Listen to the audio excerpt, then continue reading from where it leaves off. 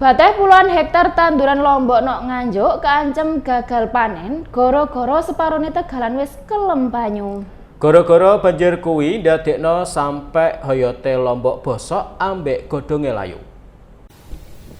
Salah sijine tegalan lombok nggone Eko Cahyono nok Desa Sanan Kecamatan Pace Kabupaten Nganjuk sing ambane 700 meter persegi iki dipastekno gagal panen. Gara-garane tanduran lomboke sing karek ngunduh kasile kelem banyu sampai gawe lombok bosok ambek godhong tandurane layu terus garing.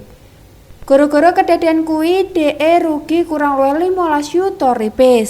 Dene ngarepno eneke solusi pemerintah kanggo ngatasi masalah taun iki.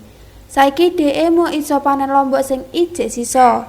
DE ngomong eman nek ora dipanen gara-gara kawit ngicir sampai saiki DE gong manen lombok sing dikarepno.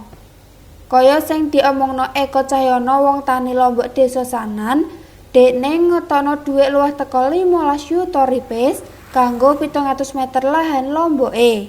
Gara-gara saurunge kena hama, sakbare iso dislametno, pas ape panen lombok malah banjir karo mati.